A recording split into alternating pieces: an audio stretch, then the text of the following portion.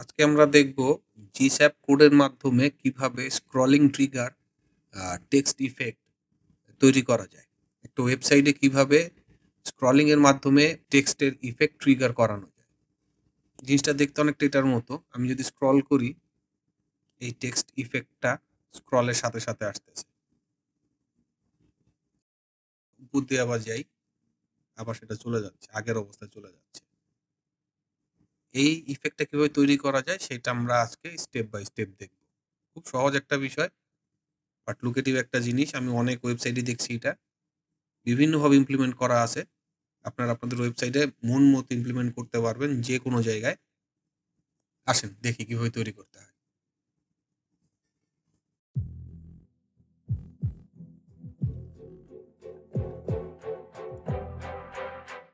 আগে কয়েকটা কন্টেইনার নিয়ে নিই, ব্ল্যাঙ্ক কন্টেইনার। স্পেসিফিক্যালি বলতে গেলে আমরা ৩ টা কন্টেইনার নিব এখানে। ডুপ্লিকেট করে নিই। প্রথম কন্টেইনার, ফার্স্ট কন্টেইনার, এটা হচ্ছে থার্ড কন্টেইনার এবং মাঝখানে যে কন্টেইনারটা এটাতে আমাদের ইফেক্ট থাকবে। এটা দিলাম টেক্সট ইফেক্ট। আচ্ছা, কন্টেইনার নেওয়া শেষ। এবার যেটা করব আমরা প্রথম কন্টেইনারটা, এটা আমি শুরুতে বলি, এটা হচ্ছে জিস্যাপের উপরে ইফেক্টটা তৈরি করে, স্ক্রলিং এর উপরে। স্ক্রল ট্রিগার করবে ইফেক্টটাকে। সো আমাদের একটু এই ইফেক্টটা আমরা যে কন্টেইনারটা ইউজ করব সেটার উপরে এবং নিচের দিকে চেষ্টা করব যে একটু ম্যাক্সিমাম হাইট রাখার জন্য। ভিউইং হাইটটা যেন একটু ম্যাক্সিমাম হয়। ম্যাক্সিমাম মানে আমি বলতে চাচ্ছি যে একটু বেশি যেন হয়।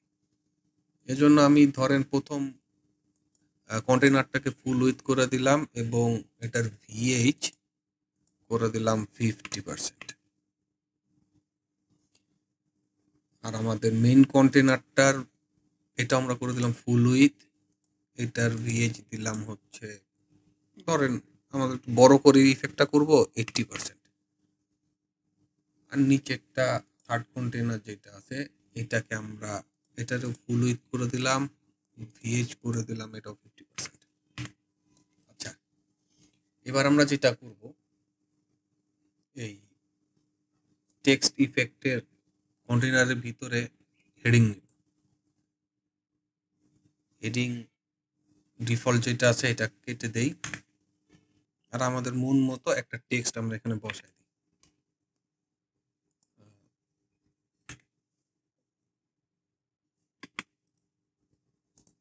ঠিক আছে, এবার টেক্সটটাকে একটু মডিফাই করি।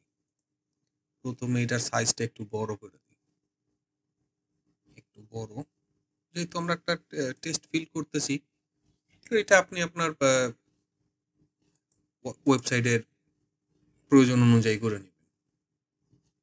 বেশি বড় হয়ে গেছে, আচ্ছা কমাই দিলাম। টেক্সট কন্টেইনারটার উইথ একটু কমাই দিই আমরা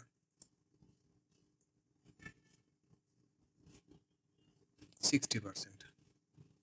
এবং এটা লেফট সাইডে 40 পিক্সেলের 60 পিক্সেলের একটা গ্যাপ।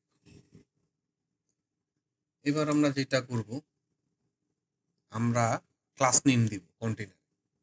আমাদের ক্লাস নেম দুইটা ক্লাস নেম বসবে। আমাদের দুইটা ক্লাস নেম বসবে এবং একটা এইচটিএমএল কোড বসবে।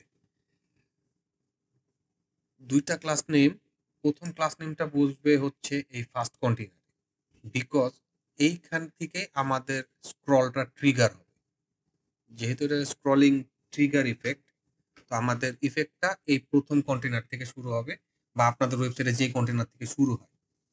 মেইন যে ইফেক্টটা আমরা যে কন্টেইনারে শো করব তার উপরের কন্টেইনারটাতে আমরা একটা ক্লাস নেম দিব। আমরা যদি ফার্স্ট কন্টেইনারটাতে যাই, এটার একটা ক্লাস নেম দেই। এটার ক্লাস নেম দিলাম হচ্ছে আমরা অ্যাবাউট। আর টেক্সট ইফেক্টটা যেই কন্টেইনারে আছে সেই কন্টেইনারের ক্লাস নেম দিলাম আমরা কুল স্প্লিট। That's it. দুইটা কন্টেইনার, দুইটা ক্লাস নেম। প্রথম কন্টেইনারটাতে যেহেতু আমাদের ইফেক্টটা এখান থেকেই ট্রিগার হবে, স্ক্রলটা এখান থেকে ট্রিগার হবে। তাই আমরা এখানে একটা ক্লাস নেম দিলাম। এই ক্লাস নেমটা আমাদের HTML কোডের ভিতরে আছে। আমি পরে HTML কোডটা দেখাচ্ছি আপনাদের। আর এটা হচ্ছে আমাদের ইফেক্টের কন্টেইনার। এখানে ইফেক্টটা কাজ করবে। দ্যাটস ওয়াই আমি এখানে আরেকটা কন্টেইনার নেম দিলাম কুল স্প্লিট। এবার আমরা যেটা করব সেটা হচ্ছে একটা HTML উইডজেট নিব।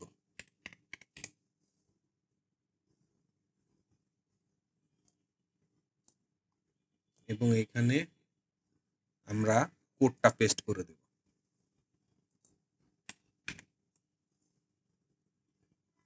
পাবলিশ।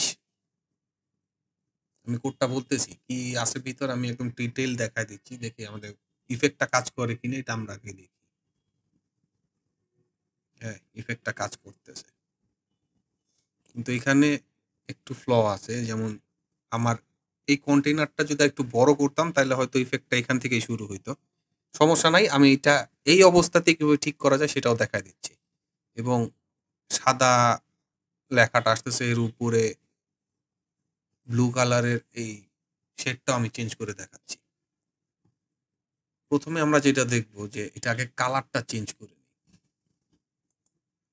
আমাদের হেডিংটার কালারটা আমরা আগে চেঞ্জ করি। এটা ধরেন ব্লু কালার আছে, এটারে আমি কি কালার দেওয়া যায়, এই কালারটা রাখবো। এই কালারটা কিন্তু টেক্সটটা একটু মানে হালকা কালারে থাকবে। ইফেক্টটা যখন শুরু হবে তখন এই ডিপ কালারটা শুরু হবে। তাইলে আমি এটাকে একটু ট্রান্সপারেন্ট করে দিই। এখানে একটা জিনিস খেয়াল রাখবেন যে যে কালারটা আপনি ইউজ করবেন আপনার ইফেক্টে, সেই কালারের RGBA কোডটা আপনার লাগবে। আমি দেখাচ্ছি আপনাকে কখন লাগবে। পাবলিশ। এবং এই কোডটা মানে এই কালারটার আমি যদি ডিপ করে নেই, আমি এই কালারটা আমি দেখাতে চাচ্ছি আমার ওয়েবসাইটে। সেই ক্ষেত্রে একটু ডিপ না, বেশি ডিপ হয়ে যায়। এটা ঠিক আছে। আমি RGBA কালারটা কপি করে নিলাম। RGBA কালারটা কপি করে আমি HTML কোডে যাব। এখানে দেখেন কালার একটা কোড দেওয়া আছে হোয়াইট। এটা হোয়াইট থাকবে না, এটাকে আমি যে কালারটা দেখাতে চাই সেই কালারটা RGBA কোডটা এখানে দিয়ে দেব। পাবলিশ। এবার দেখি, এবার দেখি স্ক্রল করলে আসে কিনা। এই যে আসতেছে। বাট সমস্যা হচ্ছে যে আমি কন্টেনার নিচেরটা আসার আগেই এটা শেষ হয়ে যাচ্ছে। আর স্ক্রল ট্রিগারটা হচ্ছে একটু লেট করে। সেখানে আমি যেটা করব এবার, আমাদের যে HTML কোডটাতে আছে, HTML কোডটাতে আমি দেখাই আপনাদের দুইটা যে আমরা ক্লাস নেম ইউজ করছি, এই দুইটা ক্লাস নেম, এই যে একটা ক্লাস নেম এবং এই যে একটা ক্লাস নেম।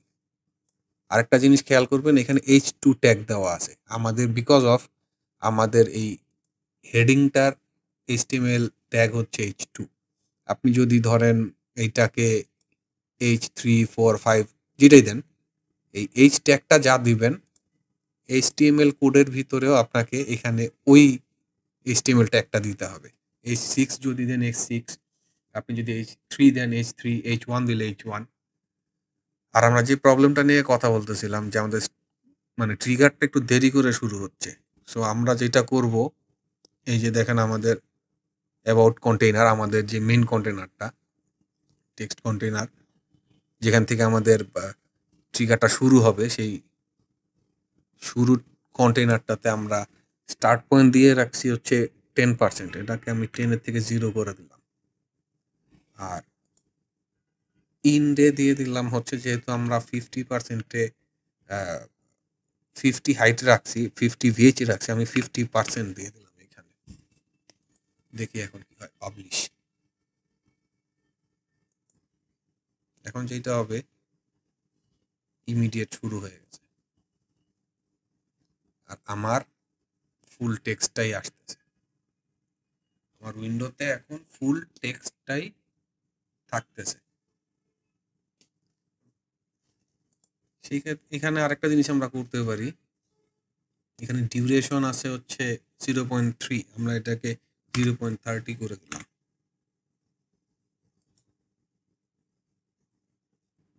এইবার দেখেন আরো স্মুথ আসছে, এবার আরো স্মুথলি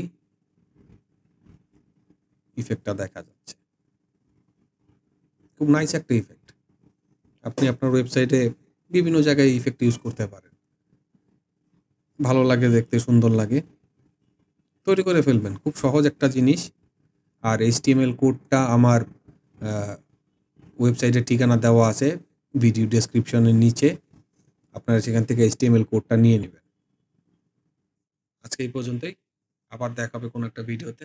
থ্যাংক ইউ। আসসালামু আলাইকুম।